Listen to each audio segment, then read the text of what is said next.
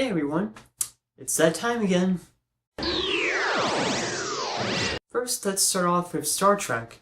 Now, if you've been living under a rock for the past year or so, then chances are that you know about Star Trek celebrating its 50th anniversary. And to commemorate the franchise's golden year, CBS announced that there will be a new Star Trek series come this January. But, here's the catch. It will only be on CBS Access, their new online service. Damn it. Well, at least it'll be called Star Trek Discovery. And I love the sound of that name. It sounds fresh, bold, awesome. I mean, what can you not like about that name? And also great, the show's being produced by Brian Fuller, who's been involved in some really cool stuff in the past, like the Tim Burton-esque Pushing Daisies, Hannibal, and soon American Gods with Neil Gaiman. But there's just one little snag that the series just hit. It looks like we have to wait just a little bit longer for the series to premiere. CBS announced that they were pushing the show's premiere back from January to May. Now, is this a sign that the show's heading in the wrong direction, perhaps? No, I don't think so, no. Reports say that the delay has more to do with the special effects than anything else. Fans were on the show's case for what they thought were poor special effects in the teaser that they released some time ago. So the producers, they just want to be sure that the special effects actually live up to the full potential of the series. And then you throw in Fuller's involvement in American Gods, which I just mentioned, and maybe they thought that he had too much on his plate and that it'll be better to space out the two shows so that more attention can be given, to each one separately, specifically Star Trek later. I don't think the show's in trouble because of this delay. I mean, the fact that they pushed it back to May suggests that they still have confidence in it because May is the May sweeps. That's a huge month for TV. So I think CBS still has confidence in it. And I don't think the show is having any problems like Fuller's previous show, Mockingbird Lane, which, if no one knows, that was a revisionist take on the classic monster series. And I saw it during the summer and it wasn't good. It wasn't good. I didn't like it. But, so long as the new Star Trek show is not like Mockingbird Lane, then it should be fine. It should be smooth sailing. What I wish is that they just aired the series on network. Don't get me wrong, I totally get why they're airing the series on the new service. CBS wants a big show to launch their answer to Netflix. But I don't want to subscribe and pay the service just to watch that show. Nothing against Star Trek, but for any show for that matter.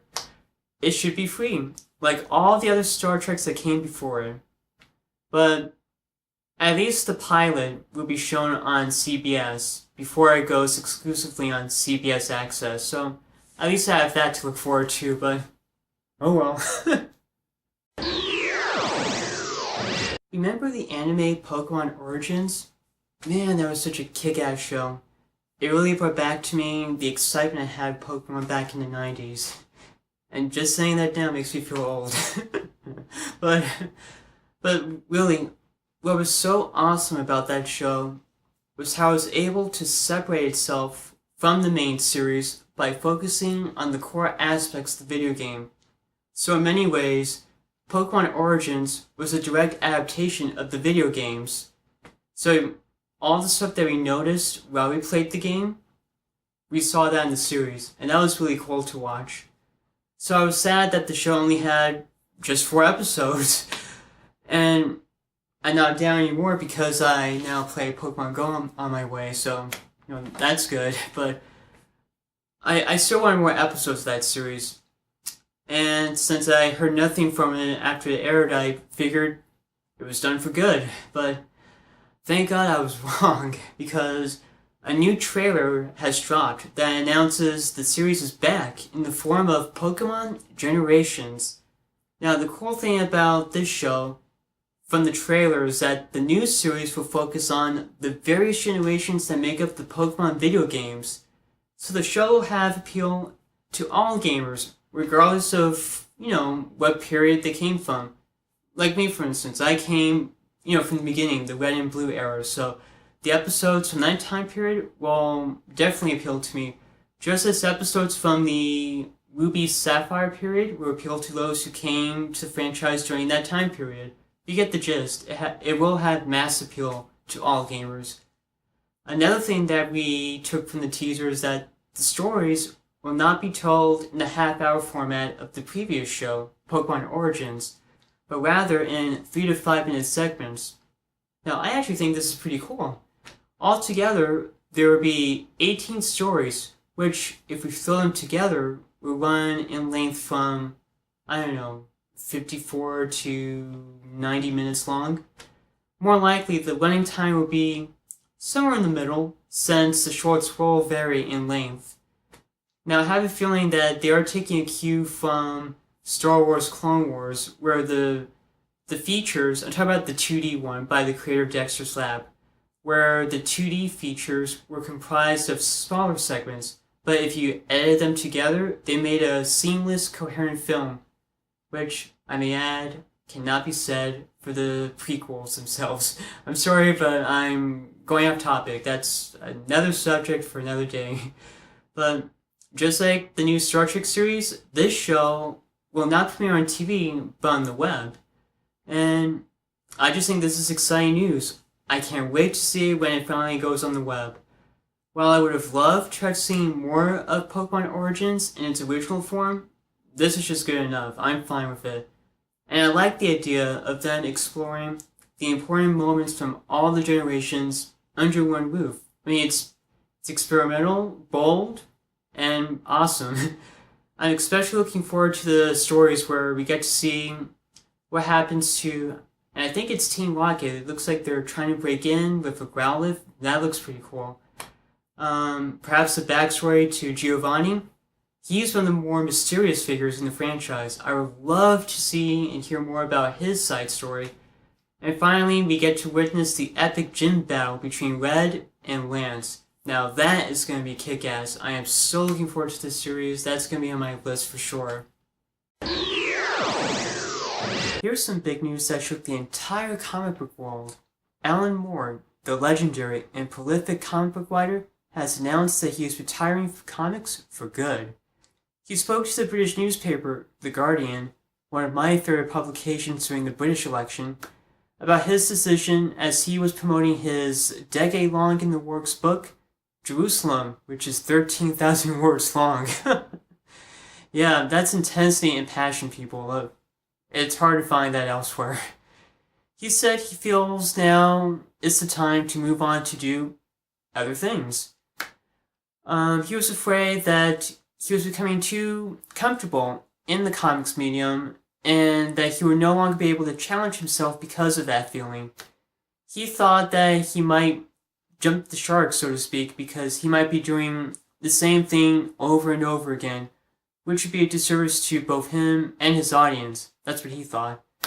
And while he won't rule out coming back to comics from time to time to write up a story or two, he feels that now he should focus on other stuff like novels and film, which is pretty funny if you think about his feelings towards film for the past 20 years or so. His feelings for film are, pretty bad. Not that I blame him, of course.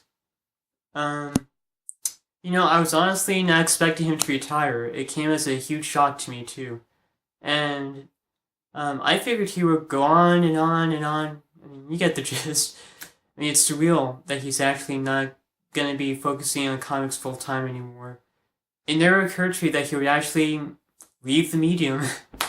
And, I may not be a big comic book reader, but I get what he's saying as an artist myself.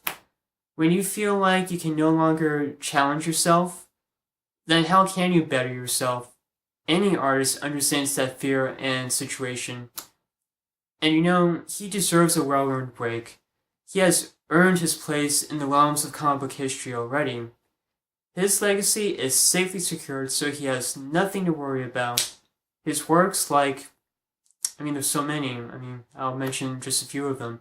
The League of Extraordinary Gentlemen, V for Vendetta, Watchmen, and The Killing Joke, they've all changed the way comics were perceived and received during the 80s. I mean, these stories were filled with an attention to realism, a richness in history, contained socio-political themes, and explored the human condition in ways that comics didn't do before then.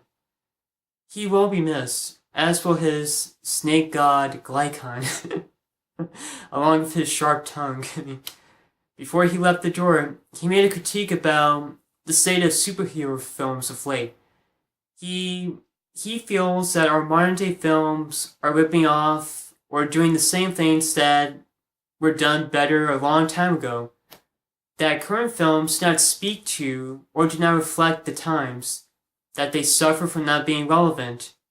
Or, as he simply put it, Batman. So, is Batman still relevant today? Yes, but both in a good and a bad way. Here, let me explain. Me and Moore have our issues with certain aspects of superhero films, but we do see them from different angles, so to speak. First, I do believe that comic book films have reflected the mood and concerns of the times that we live in. Perfect example is Christopher Nolan's kick-ass Dark Knight trilogy. It focused on themes relating to counterterrorism, institutional corruption, and the economic class disparity. Then on the other side of the spectrum, you have the more recent DC films following the Dark Knight movies. Those two also reflect the times, but the worst aspects of it, I may add. Their stories are filled with, if I may, Trumpocalyptic imagery of doom, gloom, and cynicism. Those are the types of themes we normally associate with Batman. For better or for worse. Better being the type of artistic and intellectual vision Nolan brought to the table. Worse being the Zack Snyder approach of emphasizing the most extreme aspects of Frank Miller's writing. I mean, and don't get me wrong, I like Frank Miller's earlier stuff, but his later stuff I'll be honest, I'm not a big fan of. I know that his more extreme writing has its fans. I mean, I know that they enjoy Batman being a dick, being very brooding, spouting type lines like, quote, "I'm the goddamn Batman," quote, and telling Robin to eat rats from the floor. I mean, for me, it's laughable in that it's so bad it's good, but it's not good writing at all, in my opinion. And, as you can tell, I'm just not a fan of his approach. That's not the Batman I grew up with. So, it really doesn't interest me to see Batman in a crazy armor suit saying to Superman, "Tell me if you bleed." I mean, come on now. I mean, Batman's better than that. He's not like that. But to studio executives, they thought they were going to hit a home run with that desaturated canvas. They theorized that those dark moments was what those dark moments were what made Nolan's Batman film such a hit with the public. But what they missed was that Nolan didn't simply use dark moments as a formula or as a theory. He actually had an artistic purpose for them, whereas the studio did it out of calculation, along with Snyder's affection for Miller's over-the-top writing. And that's why Nolan picked and chose which aspects of Miller's stories he wanted in his films. With all that said, if you take a step back and look at it from a bigger view, you'll see that Batman film has, been the same gritty vein since 2005 with Batman Begins. As I said earlier, I love Nolan's realistic take. I thought it was awesome. But I feel now is the time to try something different for a change. I return to the more timeless approach that Tim Burton brought to the table. How about a throwback to the Art Deco period of the 1940s? The image that instantly comes out to me is the Batman envisioned by Bruce Timm, Paul Dini, Alan Burnett, and Eric Ramdowski. I mean, maybe I was just spoiled by them while growing up, but their animated version of Batman is the best, in my opinion. It was dark, it was serious, it was gritty, scary, beautiful, fun, full of adventure. I mean, I can go on. That's the Batman I want to see, and I wish after they finished up Nolan's trilogy that they would have gone to that approach for something new and different instead of going in the direction that they decided to go to. For me, that's the problem with Batman. I wish the animated version was the one they went for. That's it for now. Thanks for watching. I hope you enjoyed it. If you want to check out some of my other work, come check out my Facebook, blog, LinkedIn, and portfolio. Until next time, see you later.